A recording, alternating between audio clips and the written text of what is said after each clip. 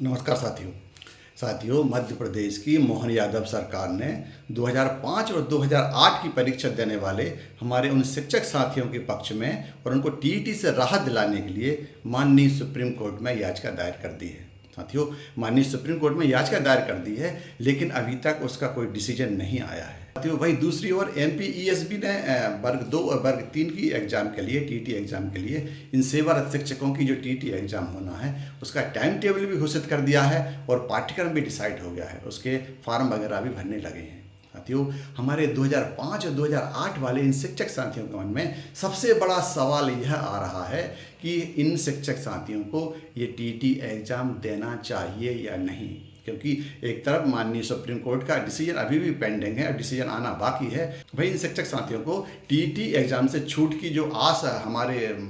मध्य प्रदेश की सरकार ने जगाई है, वह आस उनको लगी हुई है कि उनको टीटी एग्ज़ाम से छूट मिल सकती है, लेकिन यह डर भी सता रहा है कि अगर उनको टीटी एग्ज़ाम से छूट नहीं मिली तो फिर वो एग्ज़ाम कैसे दे पाएंगे। साथियों, माननीय सुप्रीम कोर्ट का डिसीजन अगर इन शिक्षक साथियों के पक्ष में रहा तो उन्हें एक तरफ से टीईटी एग्जाम से छूट तो मिल ही जाएगी, लेकिन क्या दूसरी ओर उनके भविष्य में होने वाले प्रमोशन पर भी इसका फ़ायदा मिल पाएगा? क्या उनके प्रमोशन की राह आसान हो पाएगी? साथियों, वही दूसरी ओर 2005 से पहले वाले वो कौन से शिक्षक साथी होंगे, 2005 से पहले वाले वो कौन से शिक्षक साथी होंगे जिनको माननीय सुप्रीम कोर्ट के इस पॉजिटिव डिसीजन से लाभ मिल सकता है? साथियों, मैं प्रदीप कुमार मिश्रा आपसे आज के इस वीडियो में इन्हीं मुद्दों पर चर्चा करने जा रहा हूं। बने रहिए मेरे साथ और देखते रहिए मेरे। साथियों, सबसे पहले हम बात कर रहे हैं 2005 और 2008 वाले उन शिक्षक साथियों की जिनका जो एग्ज़ाम हुआ था 2005 और 2008 में, वो संविदाशाला शिक्षक वर्ग 2 और वर्ग 3 की पात्रता परीक्षा के नाम से व्यापम द्वारा इनका एग्ज़ाम लिया गया था। यहाँ शिक्षक पात्रता परीक्षा ही इसका नाम था और उसी हिसाब से उसी पैटर्न पर यह एग्ज़ाम लिया गया था जिस पैटर्न पर टीटी एग्ज़ाम हुआ है। इसलिए इन शिक्षक साथियों ने माननीय सरकार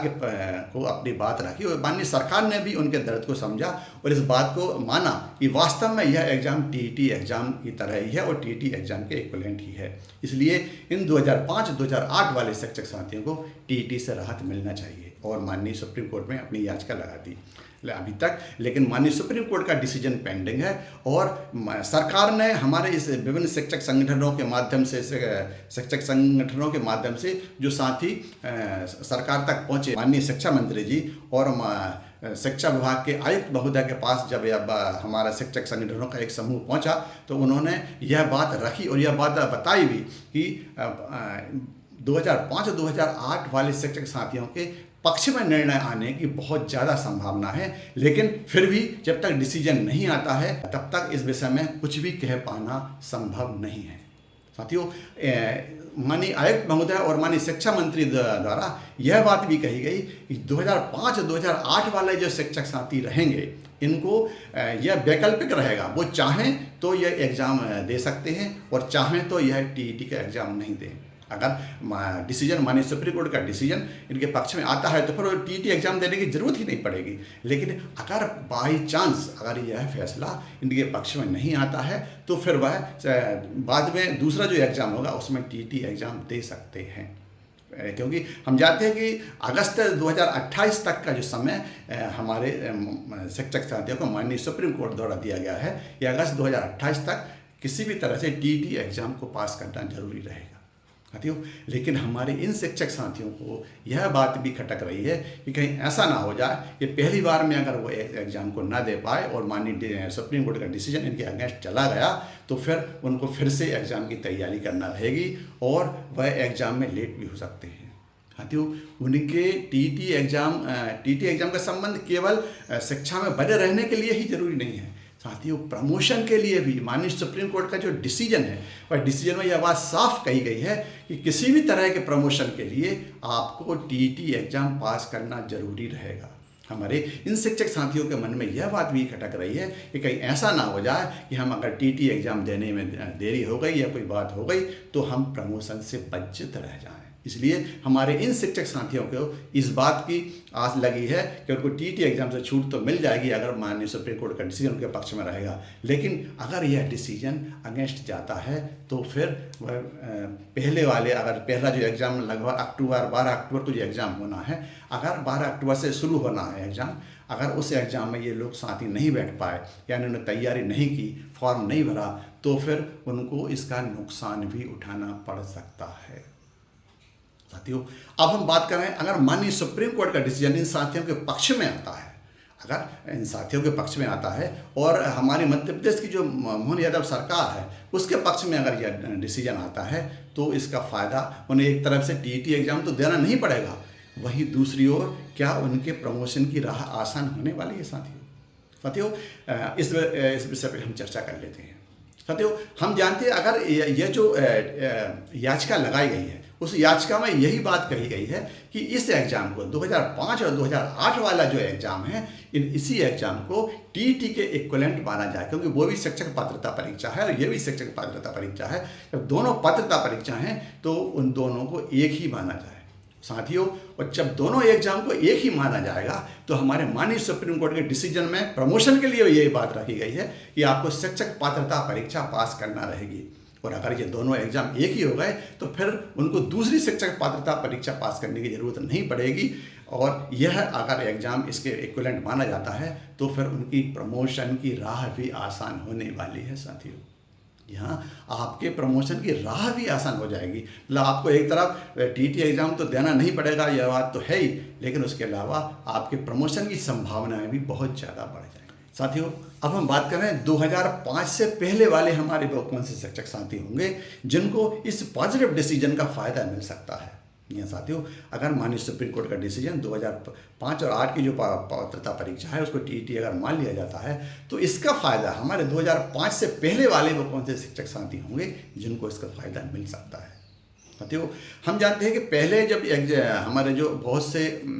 शिक्षक साथी थे जिनकी पोस्टिंग हुई थी बहुत दूर दराज एरिया में हुई थी, और पहले प्रमोशन की बात तो अलग है, हमारे इन शिक्षक साथियों के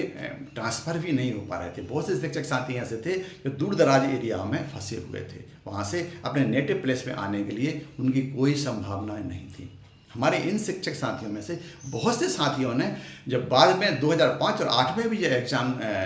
2005 और 8 में जब पात्रता परीक्षा का एग्ज़ाम निकला तो हमारे यहाँ से बहुत से शिक्षक साथी हैं, उन्होंने इस आशा से इस एग्ज़ाम को दिया था कि अगर हम इस एग्ज़ाम में पास हो गए, मान लो इस एग्ज़ाम में पास हो गए तो हम कम से कम अपनी मनचाही जगह पर पोस्टिंग तो ले सकते हैं, क्योंकि अभी हम बहुत दूर दराज एरिया में या बहुत ग्रामीण क्षेत्र में फंसे हुए हैं। साथियों, ऐसे बहुत सारे शिक्षक साथी थे जिन्होंने 2005 अपने सर्विस में होने के बाद भी, जो सर्विस में ऑलरेडी थे उसके बाद भी 2005 और 8 की शिक्षक पात्रता परीक्षा दी थी,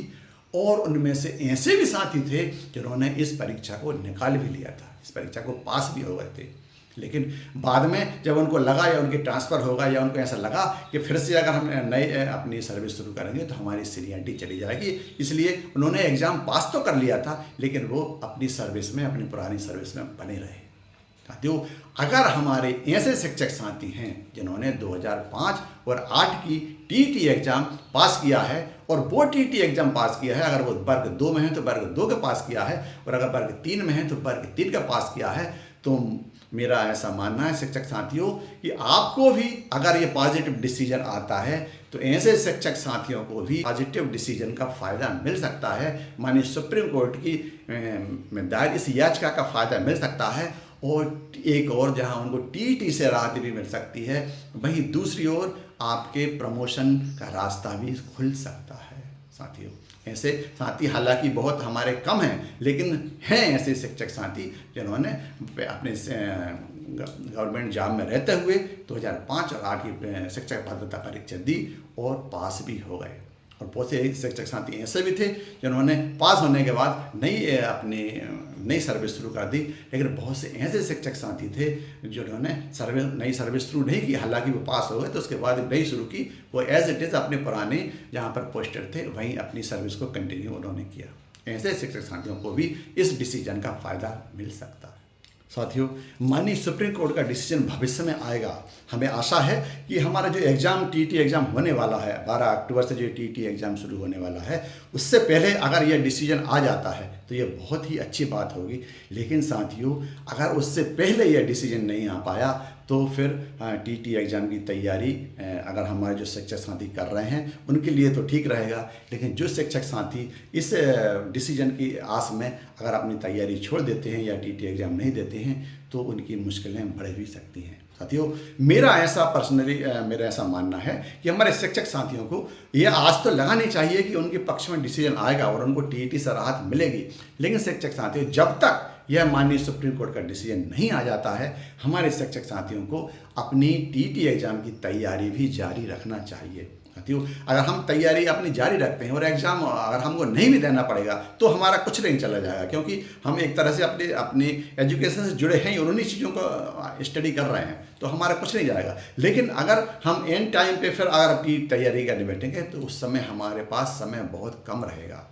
साथियों, और भविष्य में अगर टीटी एग्ज़ाम की वजह से आपके प्रमोशन के अगर रास्ता आपका बंद हो जाता है तो वो समय आपके लिए बहुत ही ज़्यादा दुखदायी साबित हो सकता है। इसलिए मेरा ऐसा मानना है कि हमारे शिक्षक साथियों को एक और अपनी आस लगाना चाहिए, बल्कि आस नहीं बल्कि मुझे ऐसा विश्वास है कि 2005 और 8 वाले शिक्षक साथियों के पक्ष में ही माननीय सुप्रीम कोर्ट का डिसीजन आएगा, ऐसा मेरा मानना है। लेकिन यह 100% हम इस बात को दावे के साथ नहीं कह सकते कि यह निर्णय हमारे पक्ष में ही रहेगा, लेकिन ऐसा मानना है और बहुत ज़्यादा उम्मीद है कि यह डिसीजन पक्ष में आएगा। लेकिन साथियों, जब तक यह डिसीजन ना आ जाए तब तक हमें अपनी एग्ज़ाम की पढ़ाई भी जारी रखना चाहिए और परीक्षा के फॉर्म भी हमको भरना चाहिए, क्योंकि ऐसा ना हो कि किसी गलतफहमी की वजह से हमारे भविष्य पर इसी प्रकार का संकट गहरा पाए। साथियों, अगर आपको मेरा ये वीडियो अच्छा लगा हो तो अपने उन शिक्षक साथियों तक जरूर शेयर कर देना जो टीटी एग्ज़ाम की तैयारी कर रहे हैं या टीटी एग्ज़ाम से माननीय सुप्रीम कोर्ट के डिसीजन से राहत की आस लगाए बैठे हैं। साथियों, इसी प्रकार शिक्षा जगत और टीईटी से जुड़े हर मुद्दे को लेकर मैं सबसे पहले वीडियो के माध्यम से आपके सामने उपस्थित होता रहूँ और होता रहूँगा। फिर नेक्स्ट वीडियो में इसी तरह के अपडेट्स लेकर फिर आपके सामने उपस्थित होऊंगा। तब तक के लिए जय हिंद, जय भारत।